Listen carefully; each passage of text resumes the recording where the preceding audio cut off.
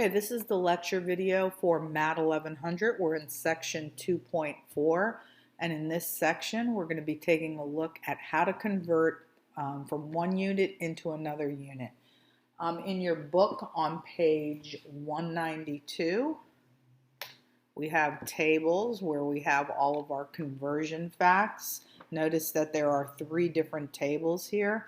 One of them is the table that you would use if you were going from one English unit meaning the units that we use here in this country. Metric is used in many countries, and then this is a table that helps you to convert when you're moving between the English system and the metric system. Like for instance, notice that everything here, all of these equivalencies as they're called, which is what you use when you're converting, using dimensional analysis. That's the formal name of the method that we're going to be learning in this particular section. Dimensional analysis is what it's called when you convert from one unit to the other. Well, you have to know what units are equivalent, what's equal. So this is a table that relates metric units to English units. So you hear this is metric, that's what we use here in this country, English units, and so forth. Everything here mixes metric with English, so that's why it's called converting between the systems. When you're solely in the metric system, you'll be going from one metric unit to another metric unit, and I can teach you a shortcut for that so that you are not having to use this table. So I can get you out of this table, but if you're converting between units, you're going to need to use things from this table. This also has temperature conversions in it. And if you're in the English system and you don't know the units, you're going to have to go grab them from here. So notice that these are all units that we use here. Inches and feet, feet and yards. This is when you're converting, when you're picking something out here, you'll see how they're starting you, what units they're starting you in. And then based on what units you want to go into, you will pick a particular fact from one of these tables. But again, these are all English units: teaspoons, ounces, quarts, weeks, everything that you see here. Okay, so let's start using them.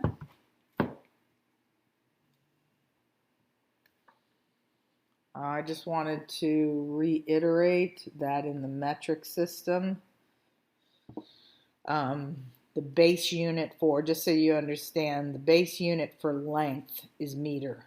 Now there can be various prefixes on it like kilometer, centimeter, and so forth, but this is the base unit for when you're measuring length in the metric system. When you're measuring mass or weight, the base unit is called gram, and when you're measuring volume, anything liquid, then the base unit is liter. And I think you're probably very familiar with that because we all go to the store and you can buy a liter of Coke or a liter of whatever.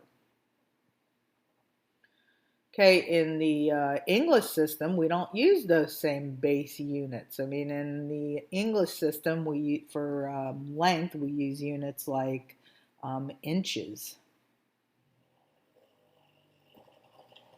and feet and so forth.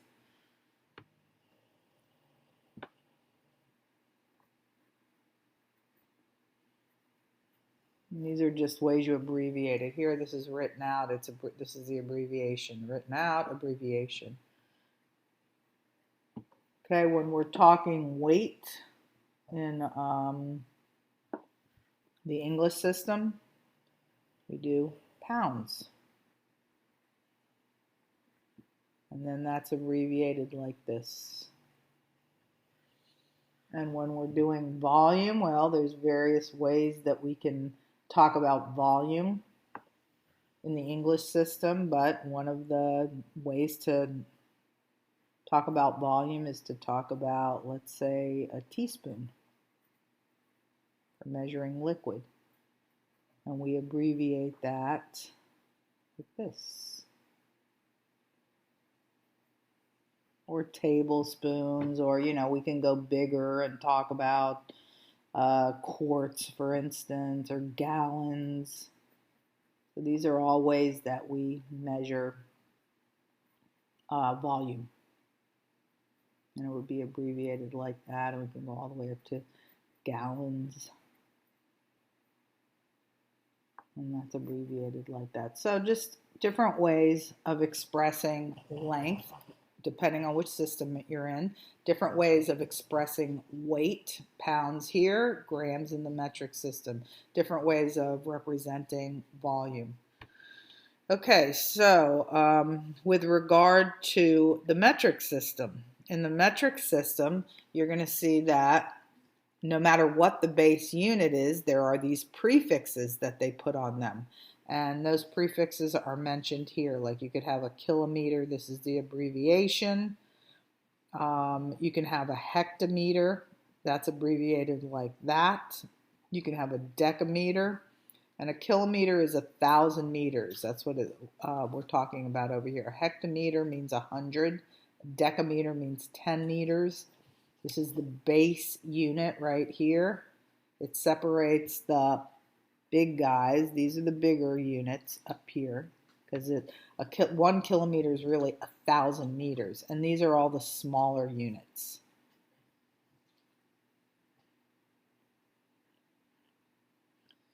Okay, like the decimeter is only 1/10 of a meter. A centimeter is only 1/100th of a meter. So these are all the smaller units, and these are all the bigger units. So just showing you what all the abbreviations are and what the base unit is that separates the bigger units and their prefix meanings from the smaller units. This is the shortcut that I'm going to be working with you on if you're going to be trying to go between metric to metric. So if you're converting from one metric unit into another metric unit, it's just a matter of knowing this saying, King Henry danced Monday. This would be your base unit right in here. And right in here for the base unit, you can put meters if you're talking about length. You can put grams if you're talking about weight, and you can even put liters. And so then as you move this way, you're talking about, these are the smaller units here.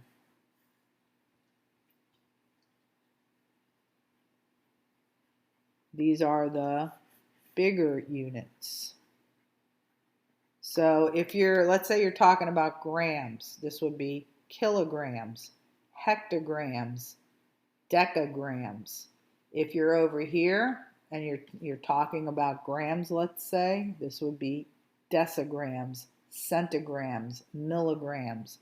And it doesn't matter which of these base units you're using, you can use any of these prefixes to talk about it. If it's meters that you happen to be working with, then it's kilometers, hectometers, decameters, decimeters, centimeters, millimeters. So any of these base units can be placed at the center. I mean, they came up with Monday for meters, but just know that those are interchangeable in the middle.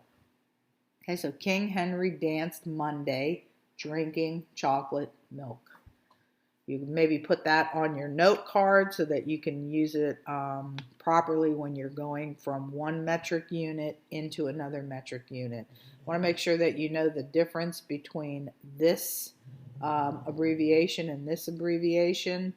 Dam is decameters.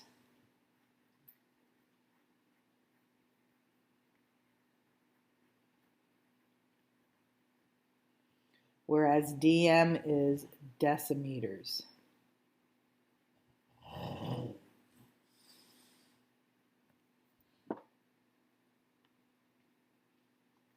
Okay, so let's continue with this. We're going to start converting. So first conversion problem, we're going from 53 meters into millimeters, and if you're going to use this, it's just a matter of sliding your finger from one unit to the other. So here you'd be sliding from meters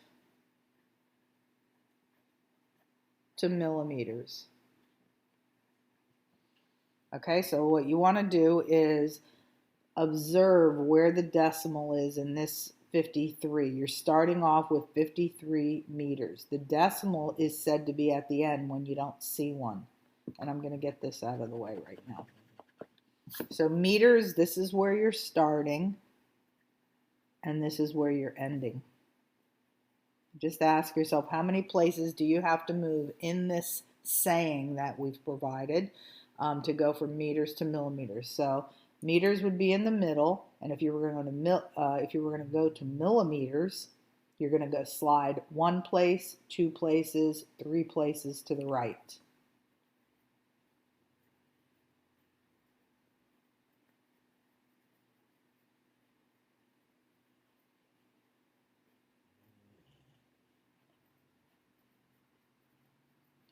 Okay, so that would be 1, 2, 3. Put the decimal where it now is. You're sliding the decimal the same number of places that you had to slide when we went from meters to millimeters. And I just placed this down here below so you could do it right here if you wanted to. The problem had to do with meters. That was the base unit there. And whether you use this or whether you use this one, same thing. So you fill in these spaces with zeros. Okay, the decimal's not down here at the end, and when it's at the end, you don't need to report it. So your final answer would be 53 with 3 zeros, and then you know how to place the comma each time you're giving an answer. So 53,000 millimeters. So it's a shortcut that gets you out of dimensional analysis, which we will be using for most of the problems. If you were going to go do this problem, here's another example in using this particular saying. Okay, this one has to do again with meters. Just look at the end of it, because that is the base unit that goes right here. If the end of it would have said hectograms, you would put a G here instead as the base unit for grams. We're going from centimeters, which is right here, all the way to hectometers. So we're going to go 1, 2, 3, 4. Okay, this is where we started, because that was the starting unit, and we wanted to end here. So we started here and we ended here. Okay, so then you want to do the same thing with the number that they've given you. So if they've given you a 60.4, you want to mimic what you did here. So we went 1, 2, 3, 4 spaces to the left. That's the way that we were moving, this way. Okay, so 1, 2, 3, 4 spaces to the left. That decimal is no longer there. It is now here. So your answer is 0.00604. That decimal is no longer there. It's down here. And when it's not at the end, you need to report it.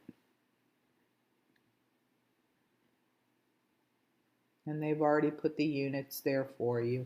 You were in centimeters. You are now in hectometers. 0.0064. When you're taking a test, you're going to have to write the units yourself. You would just give your answer as 0.00604, and you would place the ending units on your answer. Whatever they wanted you to end at, that's the units that you're going to give on your answer. Okay, so that's using the shortcut instead of doing dimensional analysis. That is only available when you're going metric to metric.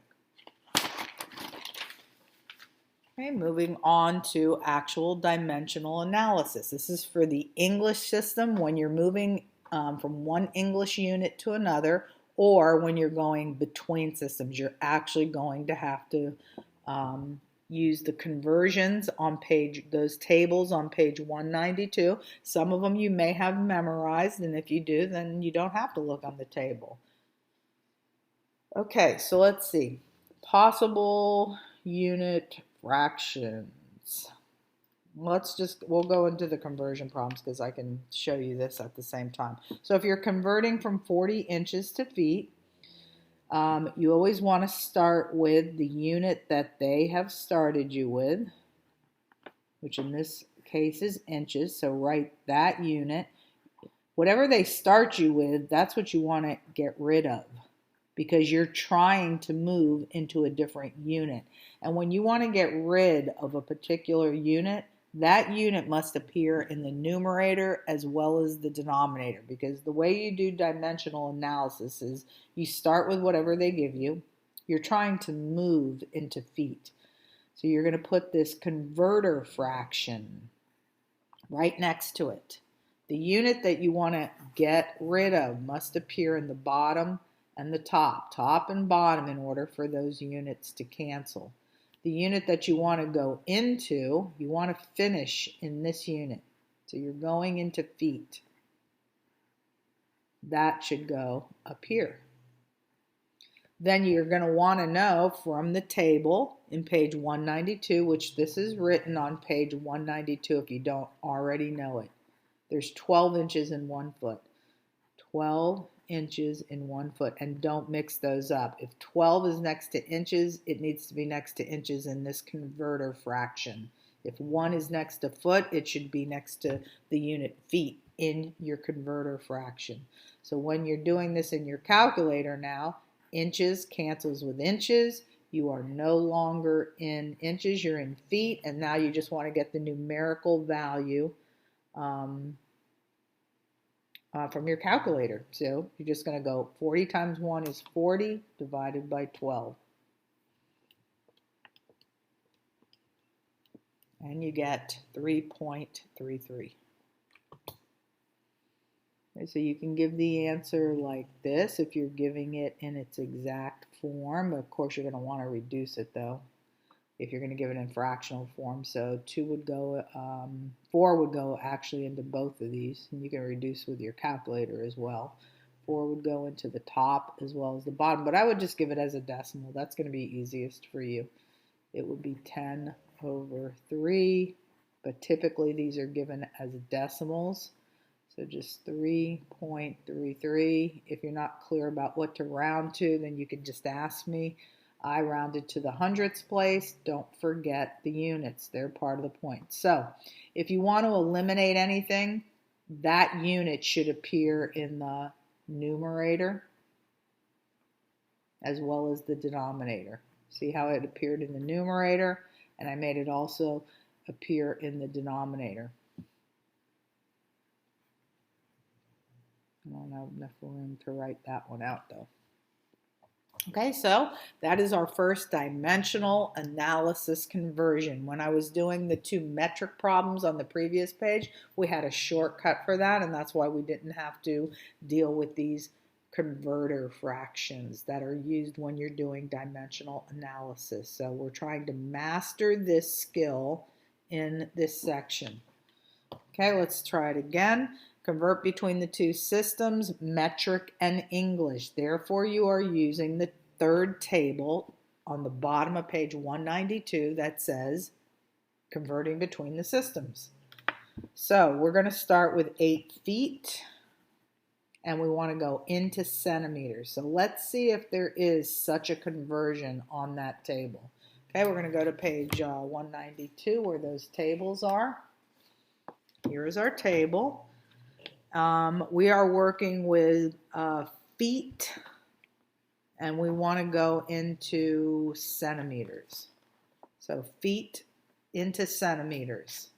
Now, if we can find a conversion that goes directly from feet to centimeters, then it'll just be one step. But if we can't go directly from feet to centimeters because there's nothing that takes you directly there, then that means it's a 2-step problem. Now I see centimeters and inches. We wanted to go from from feet into centimeters, and this does not relate feet and centimeters. In fact, nothing does here. So what you could do is go into inches first, and then you could go from feet into inches, and then you could go into centimeters. So that's what I'm going to do. I am going to use this conversion fact right here, this equivalency. I will be using that as my second step in the problem. This relates inches to centimeters. Okay, I do want to go to centimeters, but I need to take it into inches first. So I want this unit. You always want the unit you're starting with to go away, because otherwise you wouldn't be able to change from one unit to the next. So I'm going to go from feet into inches. We just practiced doing that in the previous problem up here. I want this unit to go away. Any unit that you want to cancel has to appear in the numerator and the denominator, which is what we just filled in when we were talking about this. So if feet is in the up here at the top, because 8 feet is the same thing as 8 feet over 1. So feet's in the numerator, feet's in the denominator. There are 12 inches in 1 foot. You have to be careful not to get those mixed up. Just like they have it in the table on page 192, the 12 is next to the inches, 1 is next to the foot, and that never changes. You can flip this fraction over depending on what you want to cancel. Like here, I wanted feet to go away, and therefore I had to put feet on the bottom. But notice that in this problem, I had feet on the top and inches. So this conversion fact can be flipped over. You can either flip it over where inches are at the top or where feet are at the top. Just make sure that no matter which way you use it, that the 1 is next to foot, 12 is next to inches, just like I have here. The only difference here is that I was trying to get rid of inches, and that's why I put inches at the bottom. Here I'm trying to get rid of feet, and that's why I put feet at the bottom, so these would cancel. This gets me into inches. I haven't pressed anything into the calculator, but I don't want to stop at inches. I'm trying to get into centimeters, so I need to go one step further. But this time, I can use one of the facts on page 192. I'm in the third table down where we're converting between systems, between the metric and English system. And once again, here is the fact that I'm about to use where we're going to convert from the inches that we're in right now into centimeters. 1 inch is equal to 2.54 centimeters. Okay, so here's my next converter fraction. I want inches to go away, so they must appear on different levels, and I want to convert into centimeters. So the table says that 1 inch is equal to 2.54 centimeters.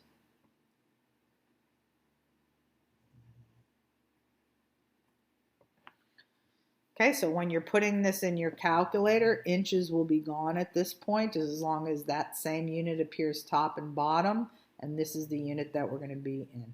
Now notice that we have nothing but ones on the bottom, and these all represent your divisors, what you're dividing by, but if all you're doing is dividing by 1, you don't even have to bother pressing them in because it's not going to change the answer. So get all those tops multiplied and you will actually be finished. So it's 8 times 12 times 2.54. And you end up with 243.84.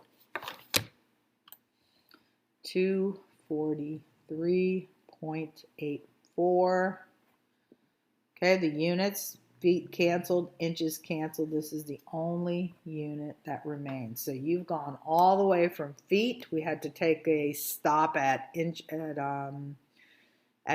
first so that we could relate what we were finding in the table, which was this. This was in the table. We wanted to use that, but we weren't ready to use it immediately. So we went into inches, and then we related inches to centimeters. So a 2-step dimensional analysis problem. This was a 1-step. This is 2 steps. Okay, this is just a review. The one where you can just move the decimal, that would be this one. When you're going metric to metric, that's when you can just move the decimal. Okay, however, when you're going English to English, you must use dimensional analysis. And when you're going English to metric, you must use dimensional analysis. This is the only one where you can use that saying, King Henry danced Monday drinking chocolate milk. Only when you're staying within the metric system can you get away with converting by moving the decimal. Otherwise, you need to use dimensional analysis. I just did one of each of these where I was going from English units to English units, feet to inches. That was that first example. That was 1 step. And then I went between the English and the metric system when I went feet to centimeters, and that was a 2-step problem. It just happened to be what I was working on. Okay, let's see what we have here. A car is traveling at 75 miles per hour. You can, when you see the word per, you can create a fraction because the word per actually means divided by. Okay, so I'm going to write my fraction understanding that. That is 70, oops, that a little bit too low. 75 miles per hour. That means per 1 hour. What is the speed in kilometers per hour? So I want to get rid of miles. Okay, so right now I'm in miles. I'm in this unit right here, and I want to get into kilometers per hour. So I can leave the hour down here. They want that in the answer, but they don't want the miles up here. They want it in kilometers. Let's see if we have anything that relates miles and kilometers. Let's look in the table for these two things. Okay, so when you look at this table, and we're going between units because kilometers is a metric concept, is a metric way of measuring things. And what we want and what we're starting with is miles in this problem. So miles is an English type of unit. Kilometers is a metric type. So you're mixing the systems. That means you're using this table right here, converting between the systems. Okay, let's try to find something with kilometers and miles. Here it is right here. 1.61 kilometers is equal to 1 mile.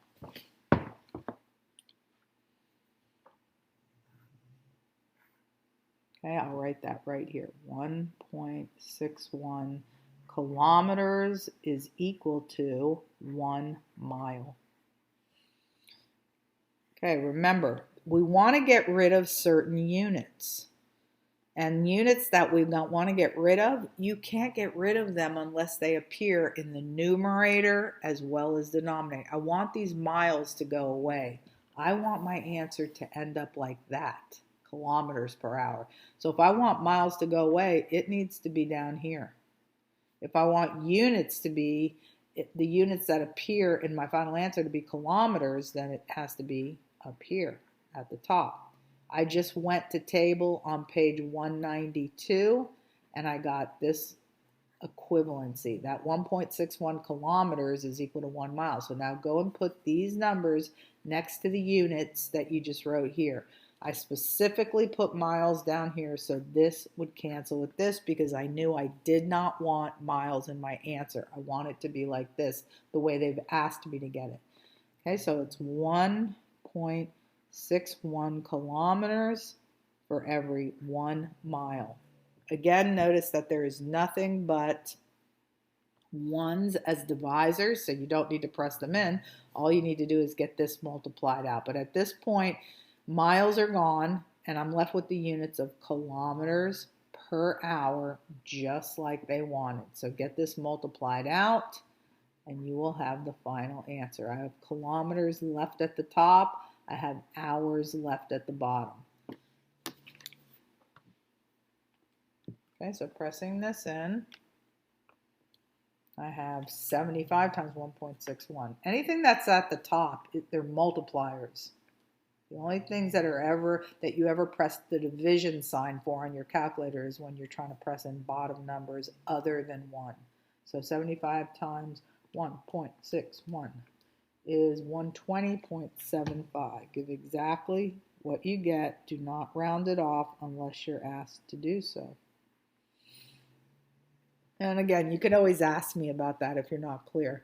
And you could even extend this bar and write 120.75 per 1 hour, but you can also move the units out to the side like that. So it's up to you. Okay, in this next problem, as the Earth revolves around the sun, it travels approximately 18 miles per second. Okay, let's make a fraction out of that since we're converting and everything's written in fractional form. 18 miles per second. And when you write per second, you can put the 1 here if you want or not, because when you don't write it there, it is said to be 1. Okay, then you're going to try and convert this speed into miles per minute. That means that you want to get rid of the seconds. You're trying to end up like this, miles per minute. You already have miles at the top, because remember, miles per minute means miles over minutes. So I want that to stay there, the miles. I want this. I want to get rid of the seconds. And if I'm trying to get rid of the seconds and it's appearing in the denominator, then I'm going to have to make it appear in the numerator, because they only cancel, units only cancel when they appear on two different levels, denominator and numerator. Okay, so let's see. What could I do? I want to do miles per minute. So I have the miles. I'm going to have these canceling. I want miles at the top, which I already have. I want minutes at the bottom.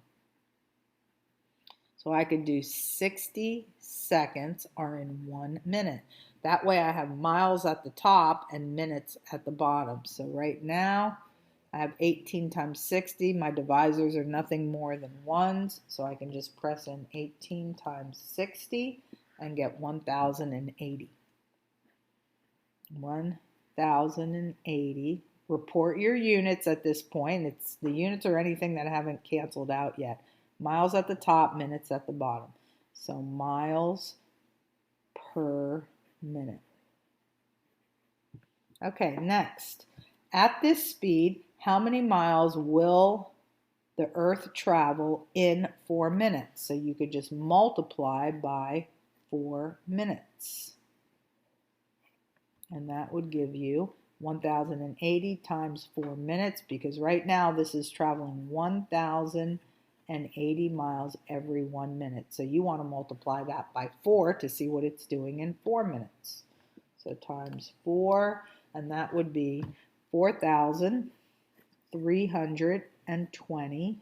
And the unit, notice that minutes cancel, because I have minutes in the numerator, minutes in the denominator, so the only unit that remains is miles, which makes sense because they said how many miles. Therefore, your answer should be in miles.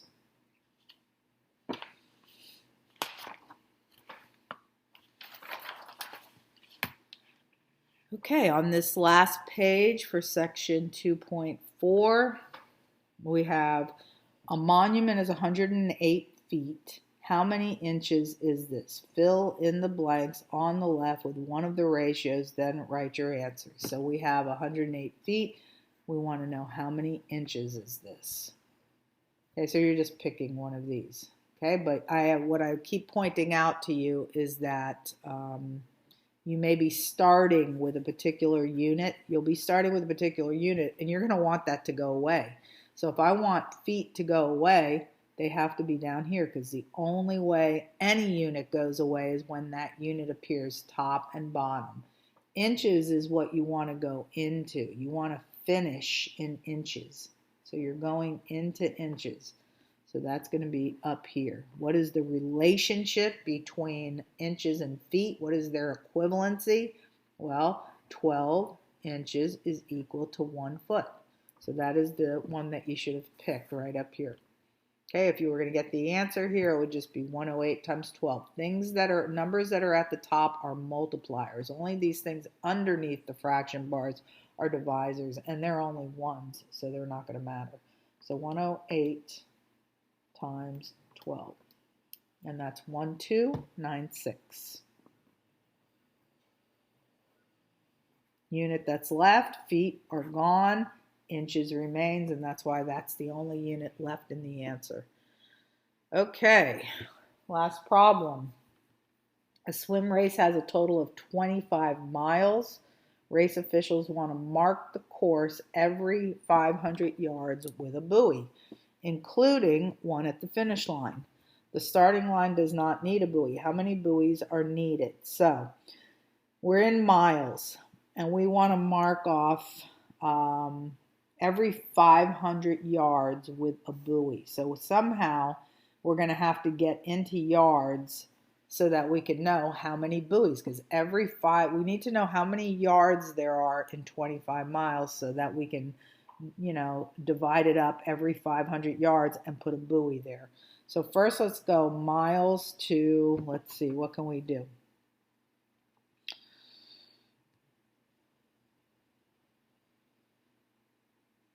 Okay, so we could go miles. We want to get rid of miles. So let's put miles here, and we can put feet here. Okay, so in 1 mile, we know that we want miles in bottom, because what you start with, you're going to want to get rid of that, or else you can't move into any other units. So just to get the ball rolling, automatically that unit they start you with, you want to get rid of it. If it's at the top, the only way to get rid of it is to put it at the bottom. So that kind of helps you pick between these two right here. Okay, you want miles at the bottom, feet at the top. So 1 mile is equal to 5. They're giving you things to choose from here. 5,280 feet. Okay, so we used this one right here, not that one. All right, and you might want to cross off what units are gone at this point. Miles are gone because that unit appears in the numerator as well as the denominator.